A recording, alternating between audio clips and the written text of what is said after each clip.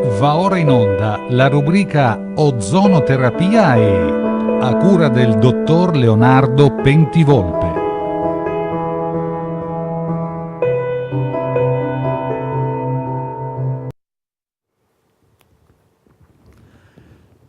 Buongiorno.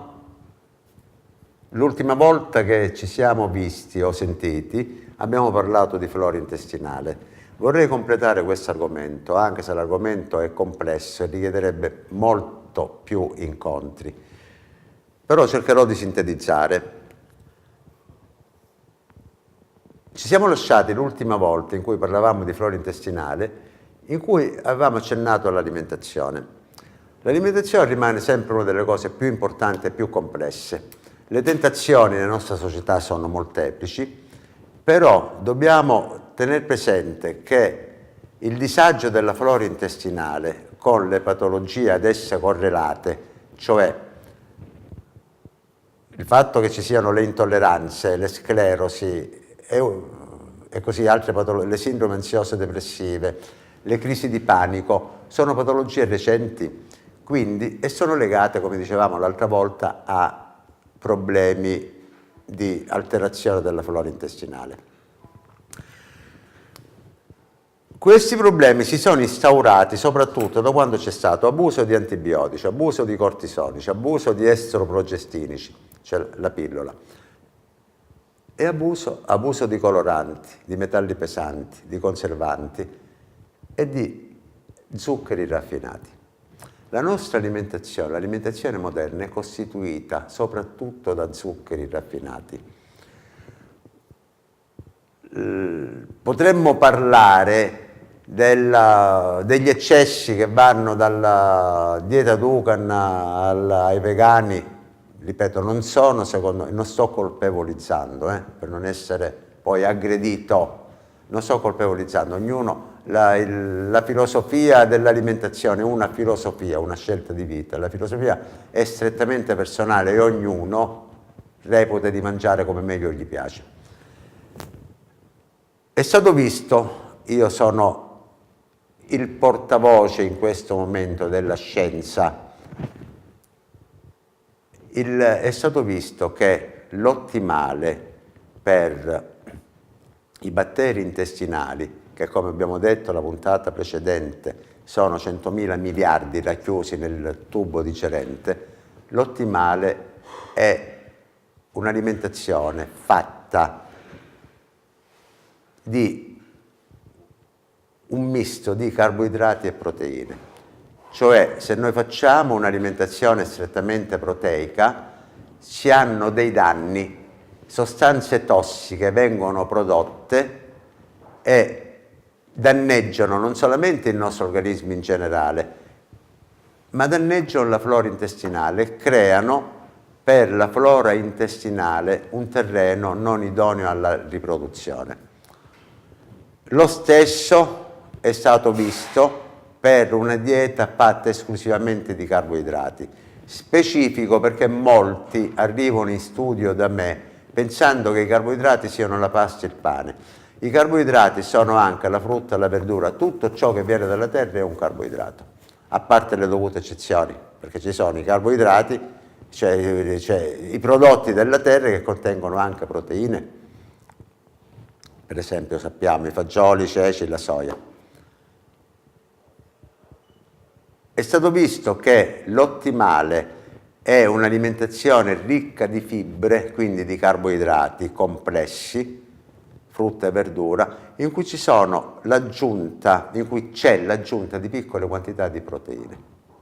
Ok? Questo è stato così esposto dalla scienza ufficiale per quanto riguarda l'alimentazione che ottimizza il terreno di riproduzione della flora intestinale. Cosa succede quando la flora intestinale è buona, simbiontica? Abbiamo parlato la volta precedente di batteri. Chi non avesse seguito la puntata precedente può sempre trovarla in internet, nel mio sito, nel mio blog oppure su Veneto Globe. Abbiamo visto la puntata precedente, l'incontro, non puntata, perché questo non è un romanzo a puntate, l'incontro precedente, quali siano i fattori che creano disagio alla flora intestinale e quali sono i batteri intestinali prevalenti.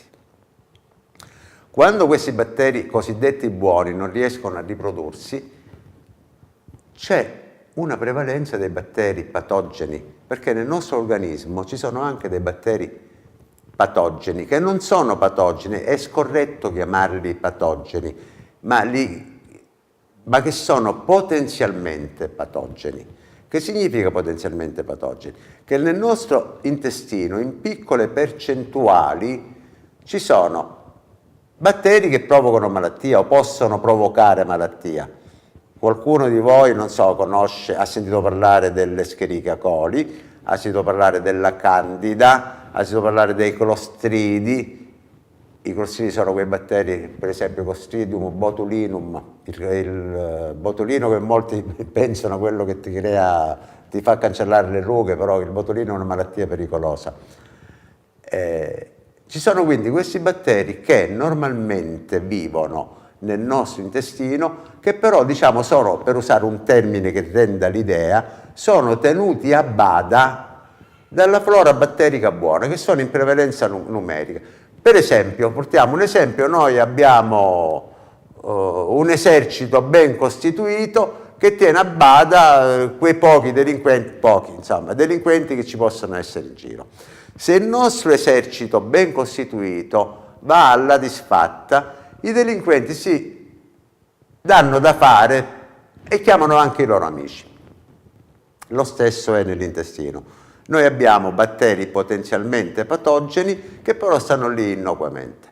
Quando la flora batterica buona è in situazione ottimale, tutto procede bene.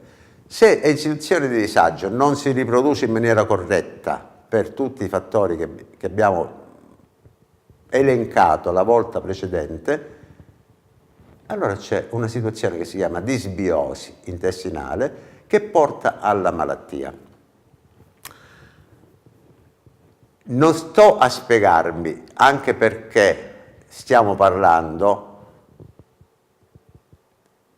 non solamente da una televisione, ma anche da una radio, quella che viene chiamata oggi radiovisione, quindi non è possibile farvi vedere delle foto o dei lucidi in cui si illustrano le cose che io sto per dire. Quindi cercherò di essere chiaro. Non è possibile elencare nei dettagli i meccanismi che portano all'alterazione della parete intestinale, quindi alla formazione di tossine legate alla disbiosi intestinale.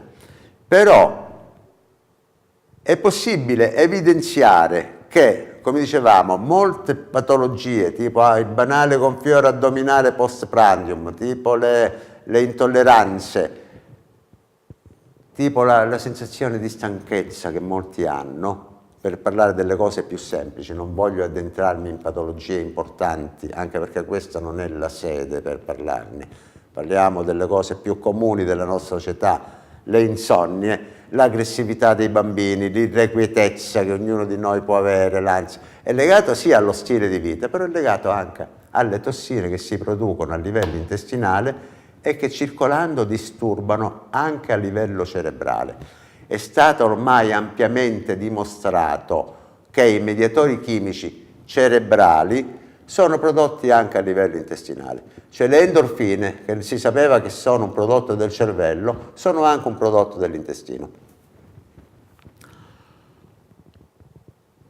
A questo punto molti di voi si chiederanno: quindi cosa facciamo adesso che tu ci hai illustrato che l'intestino può dare questi effetti? Cosa facciamo? Come lo curiamo? Curare la flora batterica intestinale è una cosa molto difficile, perché si tratta di riequilibrare tutto un insieme di famiglie che sono alterate. Perché se uno di noi ha una frattura al braccio, tiene il braccio a riposo, però tenere l'intestino a riposo non è possibile. Quindi cosa dobbiamo fare? Esistono dei protocolli di cui io vi parlerò in maniera en passant. Chiaramente un protocollo può andare bene per un paziente e non per un altro paziente, quindi quelli di cui vi sto parlando sono protocolli generici, tanto per darvi un'idea di come si può trattare una disbiosi intestinale. La prima fase di approccio al paziente che ha problemi di disbiosi intestinale o che ha problemi, arriva da me un paziente con una cistite ricorrente, con un gonfiore addominale persistente, con l'insonnia, con l'esaurimento nervoso, con la vaginite ricorrente. Non che mi voglia sostituire chiaramente a nessuno specialista, il mio compito è quello di agire soprattutto a livello di riequilibrio intestinale in questo caso. Come lo tratto o come viene trattato in generale? C'è una prima fase di depurazione. Non è possibile riequilibrare un organismo se non prima l'hai pulito dalle tossine. Una fase di depurazione, una fase di disimpestazione dei batteri patogeni. Non posso favorire la riproduzione dei batteri buoni se non prima ho eliminato i batteri patogeni, cioè l'Escherichia coli, la Candida, e questo non può avvenire con l'antibiotico, perché l'antibiotico non fa altro che creare una strage degli innocenti, come dicevamo l'altra volta, nel senso che l'antibiotico distrugge tutto. Quindi ci sono delle tecniche, dei metodi più naturali, vi indico qualche sostanza, per esempio nella tradizione popolare che ancora persiste, molte aziende che si occupano di medicine naturali persistono nel immettere in commercio dei prodotti a base per esempio di mallo di noce, di oli essenziali. Gli oli essenziali sono degli oli essenziali tipo l'olio essenziale di timo, di origano di Spagna, l'olio essenziale di eugenolo, i quali hanno un'azione disinfettante, diciamo quasi selettiva, soprattutto sui batteri patogeni. Quindi una prima fase in cui ripuliamo l'intestino.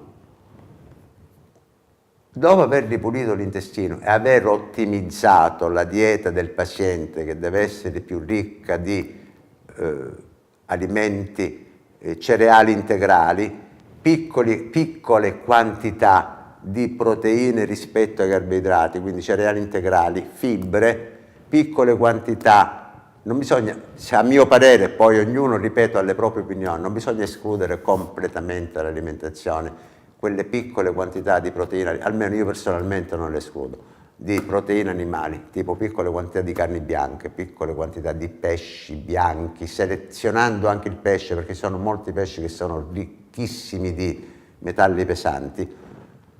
Per chi non è d'accordo, piccole quantità in proporzione di tofu, di soia, rispetto ai carboidrati, rispetto alle verdure, ai cereali integrali. Allora, ottimizzando l'alimentazione, disinfettando l'intestino dai batteri patogeni, ripulendo l'intestino, drenando l'intestino, si ha una prima fase di affrontare questa patologia che è la disbiosi intestinale. Siccome io sono un esperto in ozonoterapia, con l'occasione parlerò anche di quelli che sono i protocolli della Società Scientifica di Ozonoterapia.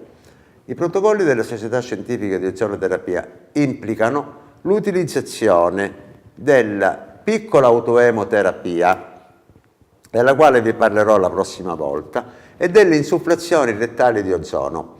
Piccola autoemoterapia e insufflazioni rettali di ozono fanno parte dei protocolli che fronteggiano bene le disbiosi intestinali e che hanno dato alla società scientifica la constatazione che agiscono nei confronti dei germi patogeni.